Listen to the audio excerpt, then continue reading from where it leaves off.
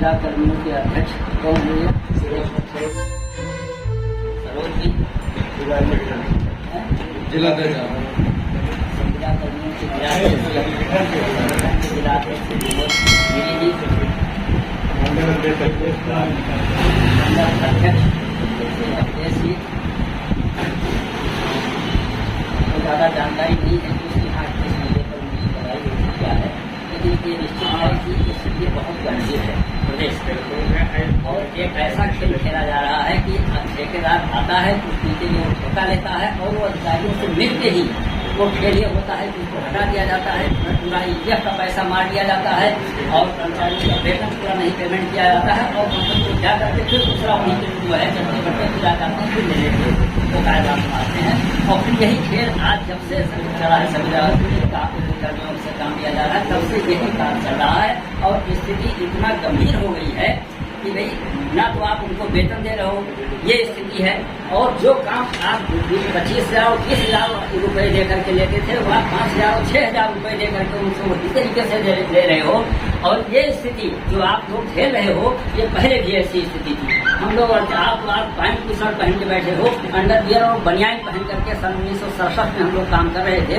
1967 की स्थिति थी और 8-8 किलोमीटर खंडा जो है खंभा कंधे पर लेके जाना पड़ता था। लेकिन इतना संघर्ष किया है, संगठन को इतना मजबूत किया हम लोगों ने कि जो है संगठन के आगे सरकार को झुकना पड़ा। इसलिए एक ऐसी ही साजिश चली जा रही है वो आप आपस में ही लड़ जाए। ये भी एक साजिश चलाई जा रही है कि संगठन जो है आपस में ही इतना लड़ जाए कि लोग बिगड़ जाए।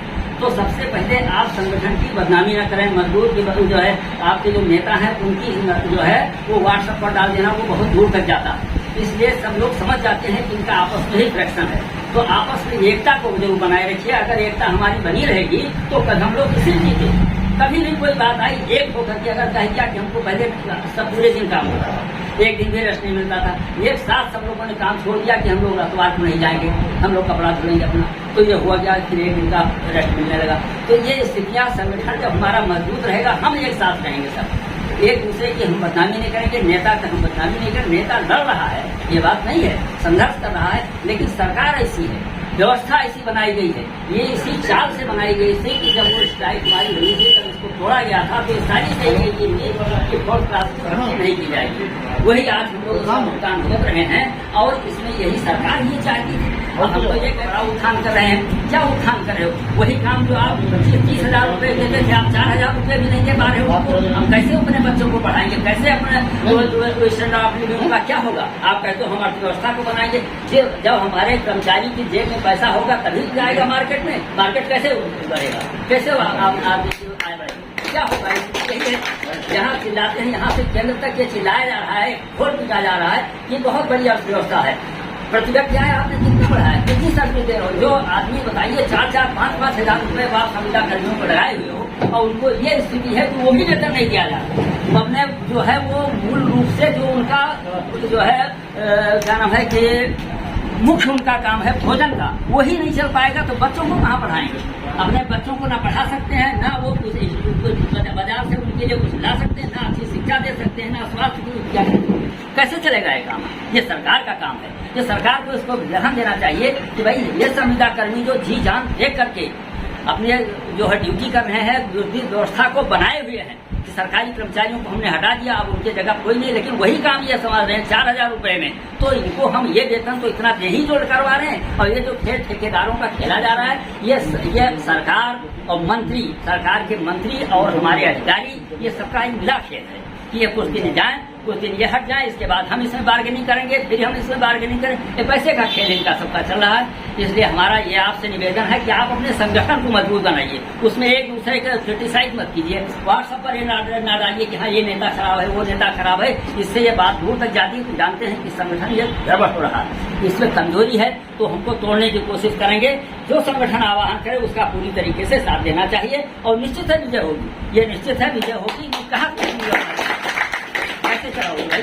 अगर आपका एका बना रहेगा तो निश्चित है कि सरकार को झुकना पड़ेगा इस पर। अगर आपका आह्वान संगठन करता है कि आप ये करें, आप ये जरूर है कि जनता को आप अपने साथ लेकर चलें, जनता को अपनी परेशानी को बताएं, जनता को बताइए कि हमारी जनता को भी बताइए। जनता तो जाने की जो सरकार कह रही है कि हम ये लुटाए दे वो लुटाए दे रहे हैं, तो जनता को बताइए कि 4,000 रुपये 5,000 रुपये कर्मचारियों को दिया जा रहा है और जो है और इतना इसेंशियल सर्विसेज उसको हम तोड़े दे रहे हैं, उसको चलाया जा रहा।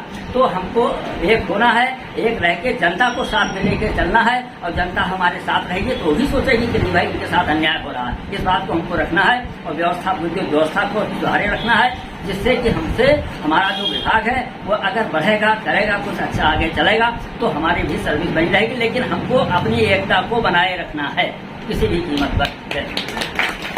अध्यक्ष जी और हमारे खंडीय अध्यक्ष, मंडल अध्यक्ष,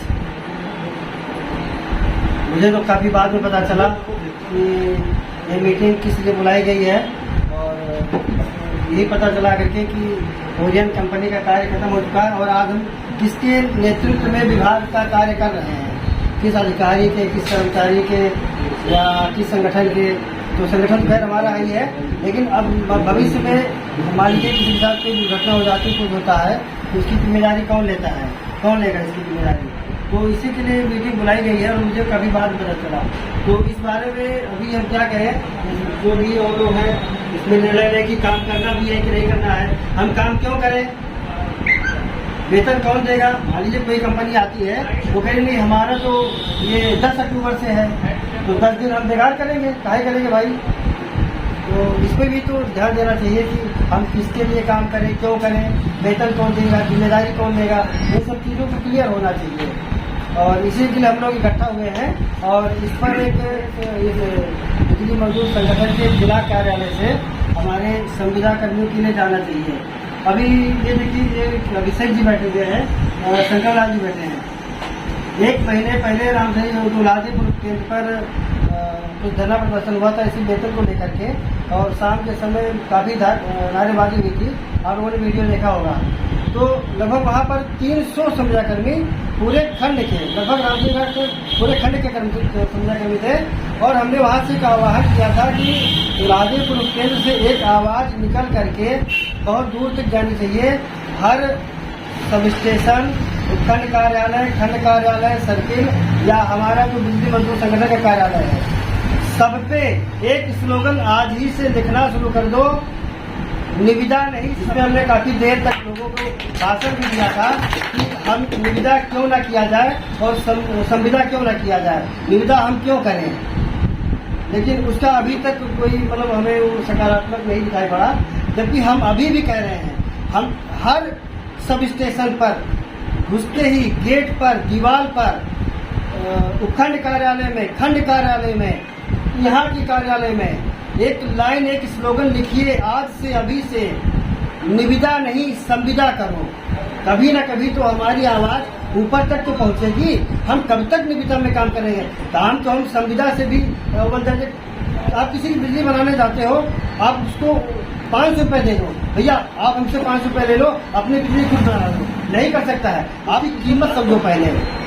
इसलिए उसके लिए बहुत जरूरी हो जाता है कि हम अपनी अब लड़ाई जो अभी कर रहे हो तो लड़ेंगे ही, लेकिन हम निविदा के लिए लड़ाई नहीं लड़ेंगे। हम अब कहेंगे कि हमें संविदा करो। सब जगह संविदा चल रहा है, अस्पताल में चल रहा है, ब्लॉक में चल रहा है, तहसील में चल रहा है, सब जगह संविदा चल रहा है। हाइजीन में निविदा कहाँ चलेगा, और परिवहन में संविदा चल रहा है, सब जगह संविदा चल रहा है। लोगों को सीधे विभाग से संविदा कर्मी है लेकिन विभाग से नहीं होता। हमें निविदा के नाम, हमें निविदा क्यों रखा जा रहा है, क्या दिक्कत है, कहाँ से दिक्कत आ रही है कि हमें हम संविदा नहीं हो सकते। तो हम ठेकेदार को जो विभाग पेमेंट आखिर निविदा कर्मियों का पहले ठेकेदार को देता है, ठेकेदार फिर हमें देता है, उसमें से अपना कमीशन काटता है, हमें ईपीएफ नहीं देता है, दुनिया भर का नाटक है। तो वही हम सीधे जो हमें देना है, हमें विभाग के माध्यम से सीधे दे दीजिए, संविदा के माध्यम से दी, काहे निविदा कर रहे हो। तो सबसे पहले तो हमारा हम भी संगठन जुड़े हुए हैं और हम पहले यही काम करेंगे। हर वो सरकारी विभाग जो हमारे चेतना है या जो भी है सब स्टेशन, सब पर एक स्लोगन आज से ही लिखा जाना चाहिए कि निविदा नहीं संविदा करो। कम से कम आप हमें रेगुलर तो भी करोगे नहीं तो हम भी जानते हैं, लेकिन हम एक कदम आगे तो बढ़ेंगे। तो और इसके लिए बहुत जरूरी है कि हम अभी से इस पर लगे और हम संविदा के लिए लड़ाई लड़ें। निविदा अब छोड़ दीजिए, बहुत दिन तक निविदा किया, कोई सुनने वाला नहीं, किसी का बीपीएल में आ रहा है, साल महीने भर मेहनत किए वेतन के लिए छटपटा रहे हैं, कौन देने वेतन उनको? जो जिम्मेदार है उनसे मतलब नहीं है। तो ऐसी स्थिति में बहुत जरूरी हो जाता है कि जो आप हमें ओरियन के माध्यम से पेमेंट करें वो हमें सीधे दे दो। हम आपसे ज़्यादा तो नहीं मांग रहे हैं ना, जो दे दो वही दे दो, लेकिन सीधे दे दो। जब हमसे काम ले लो विभाग का, हम रीढ़ की हड्डी बने हुए हैं, हम 24 घंटे बैठ जाएंगे, तुम्हें विभाग को उसकी औकात याद आ जाएगी। और वेतन देने के नाम पर आप बता रहे हो कि नहीं आप ओरियन के माध्यम से वेतन देंगे, कोई मतलब नहीं रह जाता है। इसके लिए बहुत जरूरी है हम लोग लड़ाई, प्रतिदिन की लड़ाई होगी, निविदा नहीं संविदा करो एक स्लोगन है, सबके मुंह पे होना चाहिए, हर दीवार पे होना चाहिए, हर सरकारी कार्यालय पे होना चाहिए। और रही बात भविष्य में, हम लोग अब ओरियन का बता रहे हैं कब से खत्म हो गया है, हम किसके लिए काम कर रहे हैं, क्यों कर रहे हैं, वेतन कौन देगा, जिम्मेदारी कौन देगा, कोई मुकदमा हो जाता है कोई जिम्मेदारी लेगा। तो इसके लिए जो हमारे मंडल अध्यक्ष हैं, खंडीय अध्यक्ष हैं, लोग इस पर प्रकाश डालें और उसी के नेतृत्व में हम लोग भी आगे बढ़ेंगे। जैसे मध्यांचल के अध्यक्ष हमारे साथियों को नमस्कार। साथियों, स्थिति तो बहुत ही बेकार है, स्थिति जो इस समय है बहुत ही बेकार है और कहने का समय कुछ नहीं है, समय है कुछ करने का। कहते कहते हमारा 7 महीने का ईपीएफ जा रहा है। ऊपर वाला न करे, कल में कोई अगर हादसा हो जाए तो वैसे भी अधिकारी हमारे को सुनते नहीं, जो पहले सुनते थे वो सुनना नहीं। और रही ओरियन कंपनी के बाद, वो पहले कौन सुनते जो अब सुनेंगे। हम लोग इस समय अनाथ हैं, ना विभाग हाथ रखने वाला है और ना कंपनी। भाग्यशाली ये है कि संगठन हमारे साथ है और उसकी ताकत अगर आप लोग समझ पाओ तो अलग चीज है। दूसरी चीज, बाबूजी, सबसे गलत चीज जो हो रही है, अगर किसी भी संविदा साथी का पेमेंट अगर छूट जाता है, आप चाहे जितना हाथ पैर मान लीजिए, कंपनी का आपको सही जानकारी नहीं दे पाएगा। आपने इससे बताया मेरी नहीं, हमारे यहाँ 17 तारीख को सैलरी आई थी। मैं लगातार कंपनी के हर बंदे से बात कर रहा हूँ, बस रिपोर्ट भेज दी गई, रिपोर्ट भेज दी गई। इसी तरह सितंबर सबको एक कापी दिया जाए। भाई हमने अपना प्रयास किया, डीएम को दिया, श्रम विभाग को दिया, ऊर्जा मंत्री को दिया, मुख्यमंत्री तक दिया गया है, लेकिन हम ये देख रहे हैं कि अभी तक कार्रवाई कुछ नहीं हो रही। पेपर वही सरकारी पेपर धीरे धीरे चल रहा है। हमें चाहिए त्वरित कार्रवाई। ये संविदा 8-10 हजार रुपये पाएगा, जैसे ये भाई साहब हैं, 10 हजार सैलरी इनको मिलनी है, 8 हजार मिलनी है। अगर इनको 1 महीना नहीं मिले, अगले महीने भी नहीं मिलेगी, क्या करेंगे बताइए? सांत्वना से काम इनका नहीं चल पाएगा, ना रोजी रोटी सांत्वना चलेगी। स्कूल वाले वो अलग खेदेंगे, घर वाली वो अलग खेदेगी। उनको तो पैसा चाहिए, काम किया कोई हराम थोड़े मांग रहे हैं। बेटा तुम्हारी सैलरी आई कि नहीं आई, ये कभी नहीं पूछेंगे। पहले तो जमा जो अधिकारी थे पूछ भी लेता था, लेकिन ये जितने भी अधिकारी हैं, चाहे 5 डिवीजन की मैं बात कर रहा हूँ, कोई भी अधिकारी शासी अभियंता हो, चाहे उपखंड अधिकारी हो, उनको केवल अपने काम से मतलब तुम्हारी सैलरी आई चाहे जाए भाड़ में, कोई नहीं पूछेगा। जब कोई बता दे कि जे ने पूछा, एसडीओ ने पूछा, एक्स ने पूछा तुम्हारी सैलरी आई कि नहीं आई। हाँ, अगर आपने पूछ बताया इसका सैलरी आ गई, अच्छा ठीक है, कोई बात नहीं। कितने की आई बाबूजी, अगर अभी अच्छा बंदा पूछ ले किसी भी एक्शन से कि आपके डिवीजन कितने सैलरी नहीं आई, किसी ने पता। एक मिनट मेरी बात सुन लीजिए। हमारे चाचा जी, तमाम हमारे सभी पदाधिकारीगण, हम लोग का मध्यांचल अध्यक्ष रईस अहमद जी, तमाम हमारे सभी संविदा कर्मचारी जो आज इस चर्चा के लिए उपस्थित हुए हैं कि समस्याएं कहां से तैयार हो रही हैं, समस्याएं कहां से हैं और कहां जाकर खत्म होगा, उसी पर हम लोग सभी लोग चर्चा किए। भाई बताए भी और बोले भी कि समस्या क्या है। ऐसे एक एक बिंदु पर सभी लोग चर्चा भी किए। हमको लगता है सभी लोगों को थोड़ा बहुत समझ में आया होगा। हम भी उस पर थोड़ा आप लोग प्रकाश डालना चाहते हैं, बताना चाहते हैं कि ओरियन कंपनी जो है उसकी समय सीमा समाप्त हो गया। जो काम लेने का जो सीमा था वो समाप्त हो चुका है और उस पर क्या सैलरी मिलने के बाद कोई भी कर्मचारी भाई हमारे आवाज ये नहीं उठाता है, नहीं पूछता है कि सैलरी तो हमको आगे पीछे मिलती रहेगी, लेकिन हमारे जो 7 महीने 6 महीने 7 महीने से हमारा ईपीएफ जो फंसा है उसके बारे में हम लोग क्या करें। फिर अगला महीना आ जाता है, फिर वही सैलरी के लिए हम लोग फिर उसी में माथा पच्ची लगाना शुरू करते हैं कि कोई कहता है 8 तारीख की नहीं आई सैलरी, कोई कहता है 10 को नहीं आई। इसी में करते करते हम लोग 28 तारीख तक फिर पहुंच जाते हैं, 27 हम लोग समस्या जड़ वहीं पर जहां से हम लोग स्टार्ट करते हैं, फिर आकर वो दूसरे महीने हम लोग फिर वहीं से शुरू हो जाते हैं। तो हम लोग जो एनर्जी हम लोग बनाते हैं ये सब वहीं पर आकर खत्म हो जाता है। तो मैं ये बताना चाहता हूँ, ये कहना चाहता हूँ आप सभी से साथियों से कि इस पर हम लोग विचार करना चाहिए कि हमारा जो ईपीएफ जो मेन मकसद जो ईपीएफ फंसा है, सभी अधिकारियों को पता है, श्रम विभाग से लेकर हर जगह हम लोग का लेटर संगठन के माध्यम से पहुंच चुका है, लेकिन शुरुआत हुई है। फिर भी ये अधिकारी जो मौन धारण किए हुए हैं, मैं उन लोगों को आप लोगों के माध्यम से जगाना चाहता हूँ कि आप लोग जब जगेंगे तभी उन लोगों की कानों तक आवाज पहुंचेगी। तो साथियों, इस तरह से हम लोग समस्याएं हैं, बार बार हम लोग कहने में आता है कि इस पावर हाउस से आदमी कमजोर है, तो वहाँ का आदमी नहीं सुन रहे हैं। हम तो यही कहते हैं कि हम लोग खुद ही कमजोर हैं।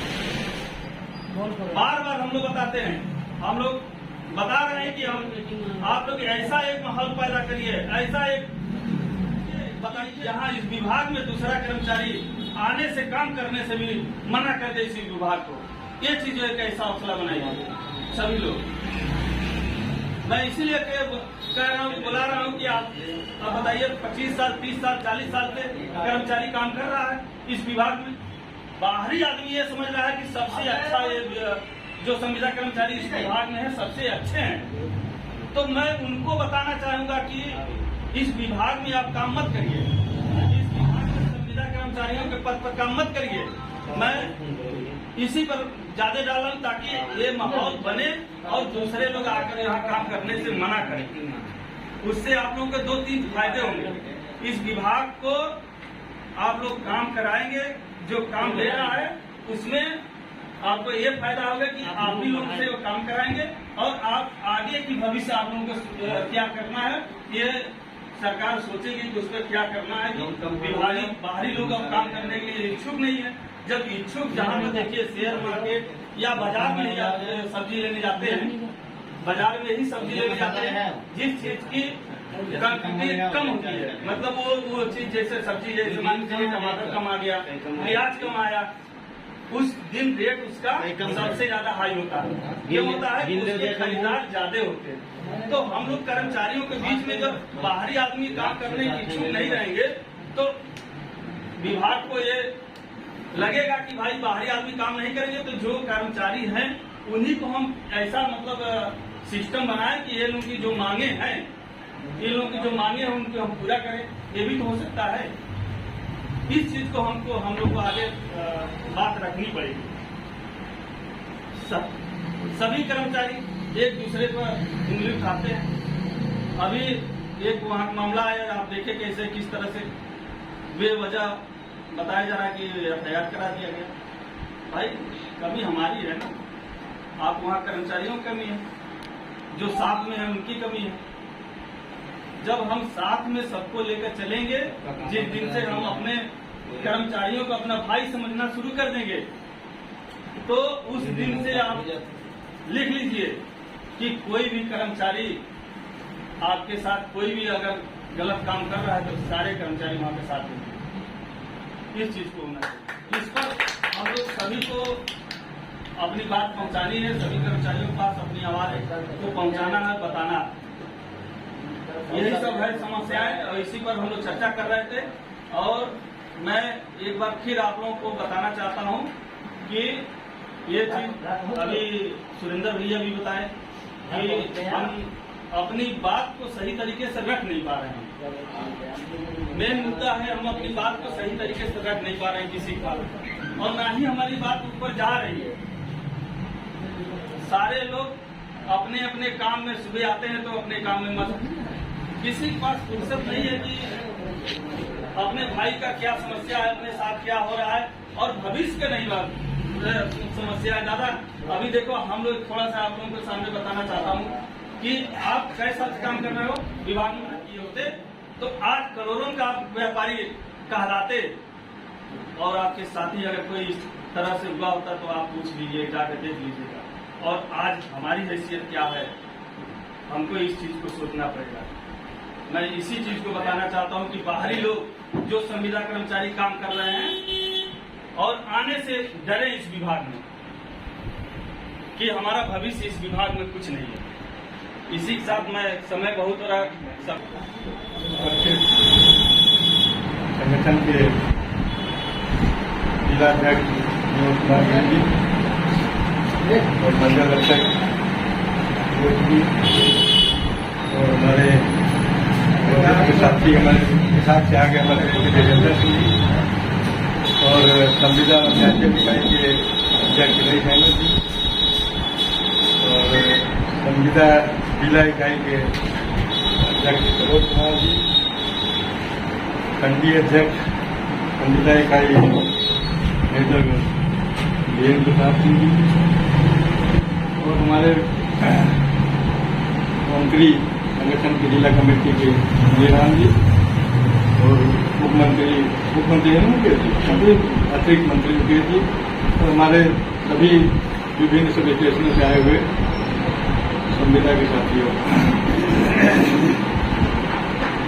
आज विशेष तौर पे बुलाया गया था, इस वजह से मीटिंग ये रखी गई। सरोज जी ने फोन किया कि कुछ लोग ये बात पूछ रहे हैं कि थोड़ा सा विलम्ब हो गया हम लोगों के लिए, फिर हमें हफ्ता पहले बुलाई जानी चाहिए क्योंकि काम 31 तारीख को जब सबको मालूम था 31 सितंबर को कार्यकाल खत्म हो रहा है कंपनी का, तो एक हफ्ता पहले मीटिंग बुला के ये जो आज डिसीजन लिया जा रहा है ये उन्हें लेना चाहिए था क्योंकि 31 तारीख को कार्यकाल वैसे खत्म हो गया। तो अब आज 1 तारीख को मीटिंग हो रही है, फिर 2-4 दिन का टाइम देना है, चिट्ठी भी गोभी दी जाएगी, कल बना के परसों चिट्ठी अगर दी जाएगी तो इस दरमियान काम तो करना ही भी लोगों को, क्योंकि एकदम से काम बंद करना भी उचित नहीं है। खैर जो भी विलम्ब हुआ देर से मतलब मीटिंग बुलाई गई संबंध में, लेकिन डिसीजन यही है जिसे लिखा पढ़ी पत्र हमने एक लिखा था मंत्री ऊर्जा मंत्री को, उसमें निशांत मिश्रा वगैरह बैठे थे यहाँ, तो ये सुझाव दिया सब लोगों ने कि आप अपनी तरफ से एक पत्र जो है डायरेक्ट ऊर्जा मंत्री और मुख्यमंत्री को लिखिए। ईपीएफ की समस्या के बारे में समय से वेतन जो नहीं मिल रहा है और 8 घंटे ज़्यादा काम किया जा रहा है, जब 5 बैंक मिला 4 बैंक दिए गए तो भेजा गया। अब उसमें रिफरेंस आया मोबाइल पर मैसेज हमारे कि आपका जो है संदर्भ जो है मुख्यमंत्री पोर्टल पर अपलोड कर दिया गया है। उसके बाद मैसेज आया कि अब प्रबंध निदेशक को संदर्भित कर दिया गया है, शक्ति भवन को पावर कॉर्पोरेशन में। तो विनोद जी को हमने बताया तो उन्होंने अपना खोल के देखा कि कहाँ पहुंचा है, तो पता लगा आप शक्ति भवन से वो मुख्य अभियंता के यहाँ भेज दिया गया है। मुख्य अभियंता है हम समझे बड़ा गंभीरता से लिया गया है मैटर। हमारा जो चिट्ठी लिखा संविदा कर्मियों की समस्या के बारे में तो बड़ी तीव्र एक्शन होगा उस पर। लेकिन उसके बाद ये हुआ मैसेज आया कि आपके पत्र का निस्तारण कर दिया गया। तो हमने विनोद से कहा आप जरा देखो कहाँ निस्तारण हुआ। तो पता लगा इन्होंने खोला अपना तो देखा कि वो साइकिल आ गया, जिसकी साइकिल से एसी साहब ने उसको जवाब दे दिया। ऊर्जा सचिव के यहाँ से आया था यहाँ गाँव से बोलते एसी साइड का। एसी ने ऊर्जा सचिव को लिख दिया कि हमने ये ईपीएफ का मैटर जो है और चिट्ठी इन्होंने मुख्यमंत्री पे जवाब लिखा था एसी साहब ने इतना पे ईपीएफ का नहीं भुगतान किया इसने और इतना वेतन का बकाया है पिछले कई महीनों के लोगों का सब मिला के अलग अलग अमाउंट भी किया था। उसी की फोटो कापी लगा दिया उसमें कि हमने मुख्यमंत्री को लिख दिया है, पहले ही पत्र दे दिया है। उसी कापी जो है उनको लगा भेज दिया, मैसेज आ गया काफी विस्तार हो गया। नतीजा कुछ नहीं निकला, बड़ी होती है बस खाली तुम बताओ ऊपर भेजा, ऊपर गया वो आ गया सर्किल में और सर्किल ने कह दिया निस्तारण कर दिया कि निस्तारण किया कि कीप की चिट्ठी लिख दिया।